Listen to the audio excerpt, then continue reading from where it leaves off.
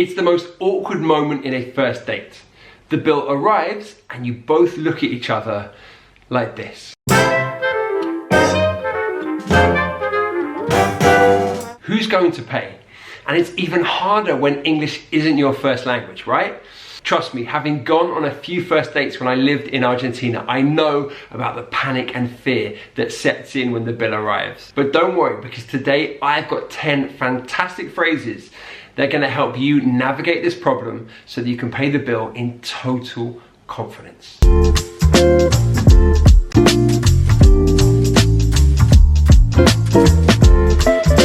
Guys, I just want to take a minute to thank Skillshare for sponsoring this video. They are an online learning platform for creatives and they have an amazing offer just for you guys that I'm going to tell you more about later on in this video. Here's our first clip from the reality dating show First Dates. Are we ready to pay?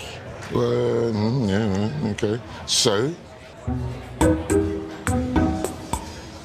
What are you asking me, Steve, exactly? Can you come back in a little while? Yeah. Good. So, are we going Dutch? Ooh, that was awkward, but we do have a fantastic phrase in there. Steve said to go Dutch. Now this means to share the bill. So if the bill is £50, you both pay £25. Now it's a fixed expression that is really useful and it has a really interesting etymology. Back in the 17th century, the Dutch and the British were fighting for control of the seas and the trade routes that brought cargo from the East Indies.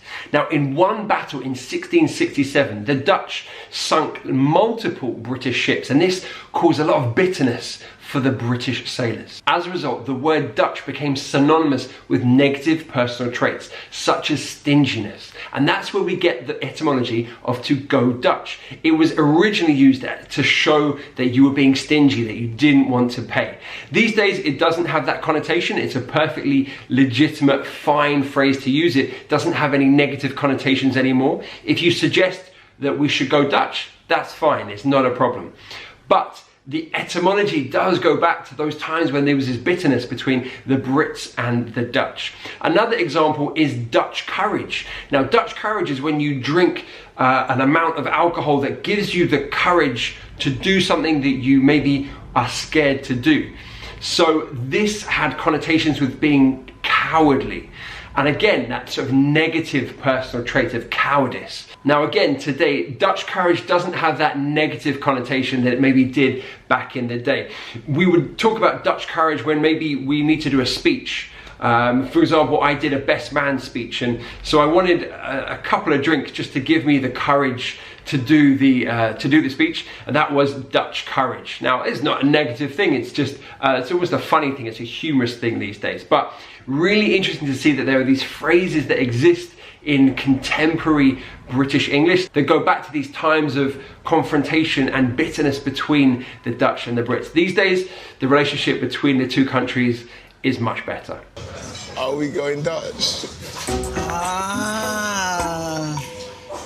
Awkward. Okay, let's see how this conversation ends. Is that enough, or do you want more? Put another 10 quid in it. Okay, just a quick note here. Steve says 10 quid. The word quid is slang for pound sterling. So it's uncountable. So you can have 5 quid, 10 quid. It just means £5 or £10. Okay, so we've got to go Dutch, which means to share the bill. What other phrases can we use to mean the same thing? So guys, is it card, cash? Do you want to do this? So, is it going halves, yeah? Is that alright? Is that alright? Is that bad, is it? I don't know. No? No? It's fine. All right, we've got a great phrase there, to go halves. This again is the same thing, to share the bill. It means exactly the same thing as to go Dutch, so you could go Dutch or you should go halves. Absolutely fine. Obviously with to go halves, there must be 2 people paying, right? Because you're halving the bill. But with to go Dutch, you could share it between more than 2 people. So yeah, there's a slight difference there. So, is it going halves, yeah? £35 cash here. Then that's £40. That leaves you to pay £44.39. Put 20 in my card, mate, and then let her have some change back. And the word change, this is the money that you get back from a note when the total isn't as much, right? So let's say the cost of the bill is £8 and you pay with £10, you get £2 change. Okay, so we've got two great phrases to talk about sharing the bill, but how do we offer to pay for the bill? Let's find out. I printed your bill for you. Thank you. Thank you. I'll get it. No, don't be No, stupid. no, Don't even try it. Shut up. I'm not gonna let you Why? pay. Okay, Stop give me it. one rational reason and I'll let you go. You get the next one. Okay, she says, I'll get it. I'll get it. And this is a fantastic way to offer to pay the bill. This is the exact phrase that I would use. I think it's wonderfully informal, it's natural, and it avoids saying, I'll pay. We don't need to say, I'll pay for the bill. I think we prefer in these situations to be a bit more euphemistic. Just say, look, I'll get it. We don't need to say, I'll pay. It's a bit much. So yeah, I'll get it. Guys, I'll get it. Don't worry. Like, I'll pay. Now, when we're paying for the bill, it can get quite awkward, can't it? So a phrase like, let me get it, is saying to the other person, allow me, give me permission to pay for it, because often there's a kind of battle of, oh, well, I'll pay, no, I'll pay. And it gets, a bit fraught, and we want to avoid those kind of situations. So saying a phrase like, let me get it, offers the other person the opportunity to give you permission to pay. Now, in this example, it gets really awkward. You get the next one. No, you'll get the next one. There's no rational reason why a woman should pay. I want to be a gentleman. I just want Just to be... shut up for once. Okay, just split it. Okay, we'll split it. Now, the etiquette of paying the bill in the UK is a bit of a minefield. Now, I'm not here to tell you who should or shouldn't pay for the bill. Now, traditionally, it was always seen that the man would pay for the bill. At the very least, these days, I think men are expected to offer to pay for the bill. Now, whether they pay for all of it or not, whether the bill is divided, that's up to the individuals, right? And I'm not here to tell you who should or shouldn't pay for the bill. But you definitely notice in this show that there is an awkwardness to the situation that maybe could be avoided if people listen to each other a bit more. And I think that was the lesson from this conversation, was that he wasn't really listening to her, and yeah, he probably should have done. Now, what we did get out of this conversation was another great way to say to share the bill. It was to split the bill, So if you split something, then you share it. It could be 2 ways, 3 ways, it depends. So this is another one to use in a group situation or just with one other person. So we've got 3 great phrases: to go Dutch, to go halves, and to split the bill. Guys, I have a very special offer for you from today's sponsor, Skillshare. They are an online learning platform for creatives. Now, I've been working with Skillshare for many years now, and I'm a member of their platform myself. I love what they do. They offer thousands of classes for creatives and curious minds like you and me. I've done a bunch of courses with them, and I've learned so much. You might recall that I did a chef knife skills course. I also did a cheese making course, and the most recent one was a plant care course. I have plants, I want to look after them, and this course was super cool. It showed me how to look after them, how to nurture them. It was fantastic. They have classes in cooking, animation, photography, design. You name it, they've got it. Now, Skillshare are offering the first 1,000 Eat Sleep Dreamers a free trial of their premium membership if you sign up using the link below, which means that you'll get access to all of their courses and you can learn anything that you want. So hit that link below, sign up, and let me know how it goes. Now, I've got one more conversation that I need you guys to see. What we got? What's the damage? I hate all this. Let me have a look. Those Jaeger ones were expensive. 140. Oh, but it's a service charge. Take the service charge out. Oh no, we'll pay the service charge.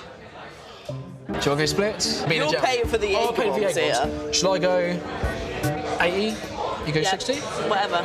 Okay, he starts off with a really informal phrase. What's the damage? What's the damage? And this is a phrase that we use when we pick up the bill and we look to see how much the amount is. Usually we're expecting the bill to be quite large. So we have a look and go, oh, what's the damage? Like, how much do we owe? Now, it's an informal phrase and it's pretty much always a question, and one where you find the answer yourself. You go, oh, what's the damage? Or like maybe your friend picks up the bill and you go, oh, what's the damage? Like, how much do we owe? So yeah, really nice phrase when you're finding out how much the bill is. What we got? What's the damage? Do you want to go split? You're paying for the I'll pay for the egg egg here. There's that phrase again, to go split. Now this is a kind of playful combination of to go Dutch and to split the bill, to go splits. This isn't a phrase that's in a dictionary, but what they've done is kind of blended two phrases together. And that's something that you can do when you have control of a language like they do. You can kind of make it up as you go along. I mean, we understand what they mean, right? To go splits, yeah, I understand. Is it correct English? No, not really, but what's correct and what's not, I don't know anymore. Do you want to go split? You're paying for the I'll egg pay for the ones egg here. ones. Oh, well, it's a service charge. Take the service charge out. Oh, no, we'll pay the service charge. Okay, we've got the service charge, or service as it's also known. Now this is the amount of money that's paid extra, additionally on top of your bill, that reflects the quality of service. So it goes to the waiting staff usually. Now he says, take the service out. Like, remove the service. Well, that to me is that's not cool, man. That's not cool. Like, the waiting staff have worked very hard for you. They brought you your meal, they've looked after you, they deserve their service charge, right? Now this is also known as a tip. Now this originated in the 17th century when patrons of the taverns, the pubs, would pay a little bit extra to ensure promptitude, so speed. And if you shorten that, TIP, it's a tip. So that's how we get the word tip. So these days we're not just tipping for speed, are we? We're also tipping for the quality of service, the kindness, and also just, you know, to say thank you for bringing me my meal. It's a part of the bill. Now in the UK, we don't really have a strict code as to how much you should pay in terms of tip or service. I know in America it's 20% minimum. Here in the UK, there's a kind of unwritten 10 to 15% rule. You probably pay between 10 and 15%. If you think it's really good, then maybe 20%, but there's no strict rule as such. So of course, when you're coming to the UK, you need to factor that into your bill. What's up? I'm just going to calculate it and work out the bill.